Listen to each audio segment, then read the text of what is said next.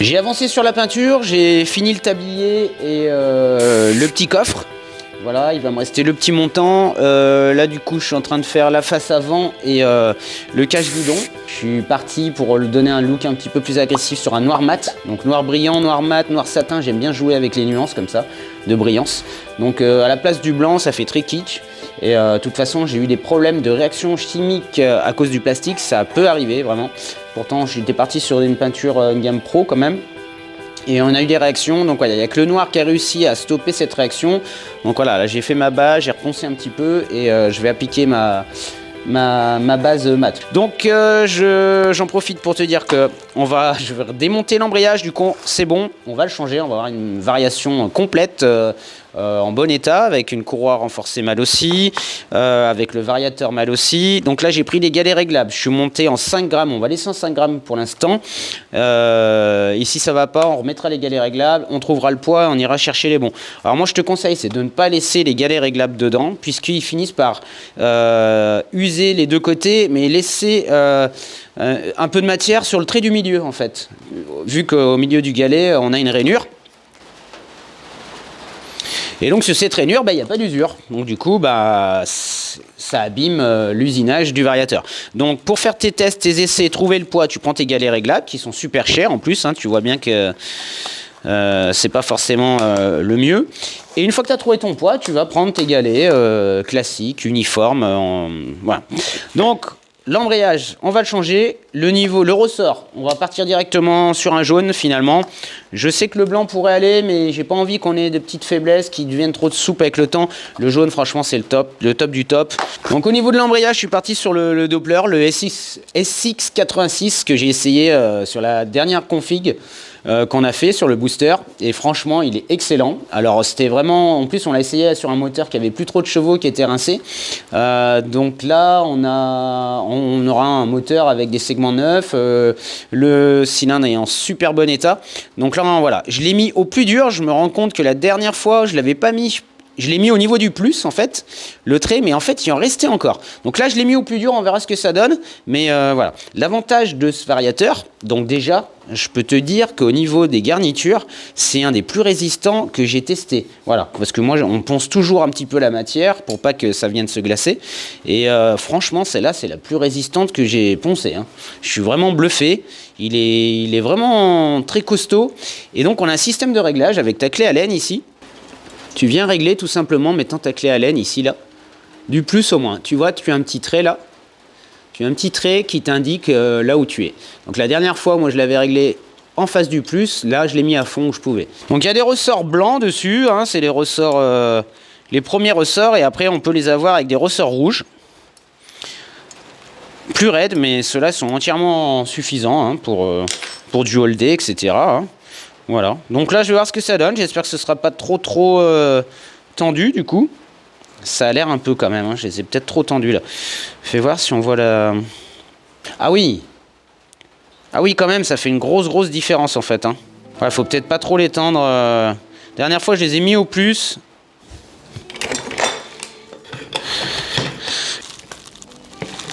Hop, allez, le variateur c'est bon. Là, je vais essuyer le petit surplus de graisse qui est ici, là.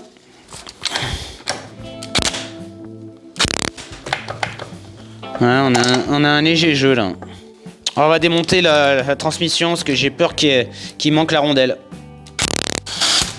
Tout simplement.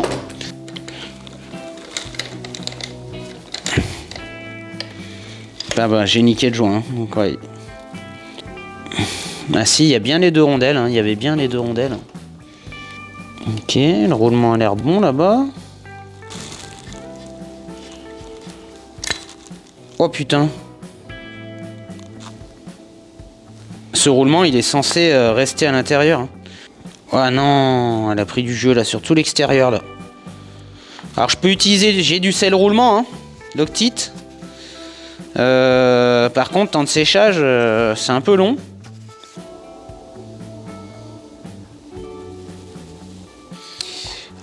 Donc en fait on n'est pas censé avoir du jeu ici. Voilà, c'est bien ce qui me semblait. C'est peut-être pour ça que l'embrayage s'est mis de travers aussi alors qu'il est neuf. Du coup, c'est sûrement dû à ça parce que à la base il avait beaucoup de matière. Du coup, ce qui se fait que là, on a un jeu qui s'est créé. Un mini-jeu, ce qui fait que maintenant... Voilà. Alors que le roulement est censé vraiment tenir dedans. Hein.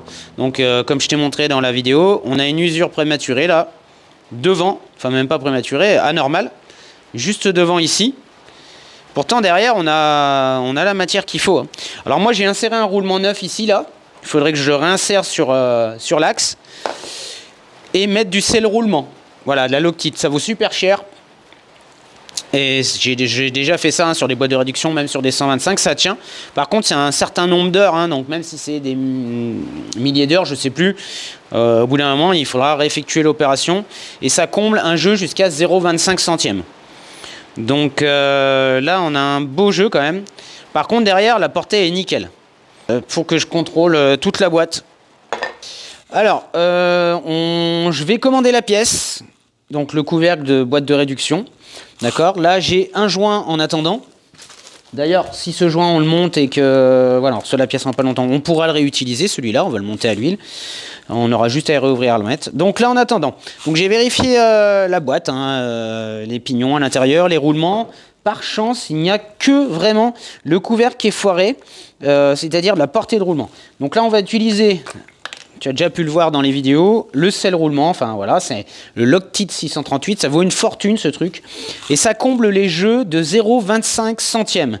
Voilà, donc c'est fait pour voilà, venir rattraper les défauts. Nous, on a un défaut qu'à l'avant, c'est vraiment étrange, puisque derrière, ça a l'air très propre. C'est sûr que ça peut tenir des milliers d'heures, je sais plus.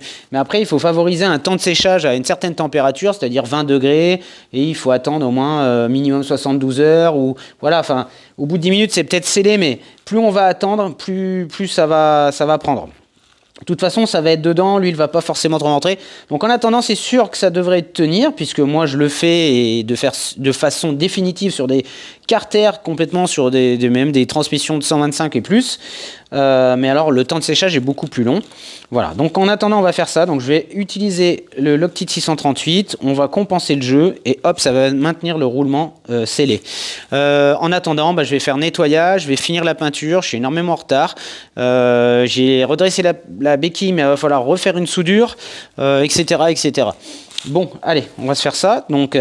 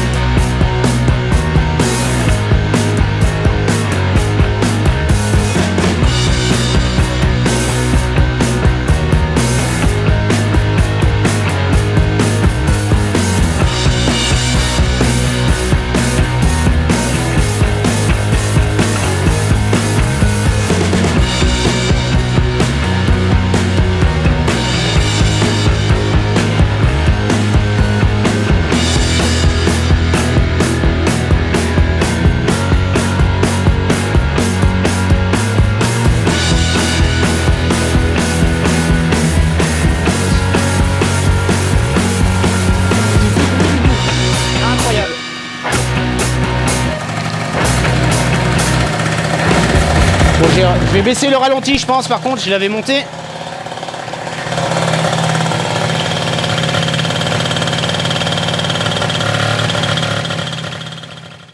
Donc je te conseille vraiment d'utiliser, donc là moi j'utilise le Hippon, hein. D'accord, pour 8 €, voilà, tu fais le plein de ta petite bécane comme ça, c'est pas une grosse machine. T'as quoi? T'as 1 litre de toute façon. Voilà, c'est bien adapté aux motos et ça abîme pas les joints, etc. Contrairement à certains refroidissements liquides. Donc tu as différents types de couleurs, hein, voilà, rose, vert, etc., etc. Donc moi je te conseille, prends ceux adaptés pour la moto, comme ça tu te prends pas la tête et t'abîmes rien.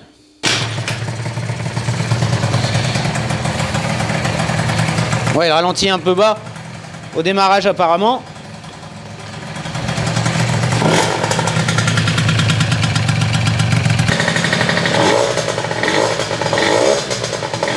La pompe à eau marche bien, ça gicle. Par contre, il y aura peut-être une purge sur le frein arrière.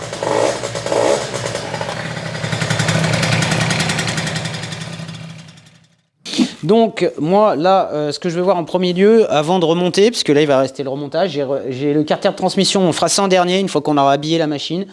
Ouais, je vois peut-être un peu de peinture là. Là, j'ai tout un bordel là sur le faisceau électrique. J'ai vraiment pas de temps. J'ai dû faire des allers-retours.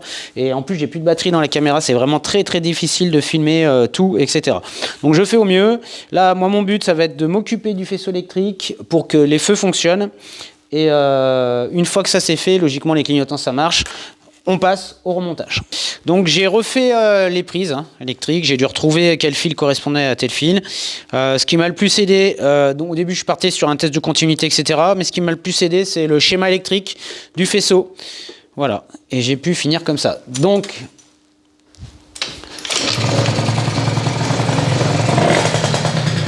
là, feu de route, et là, plein phare.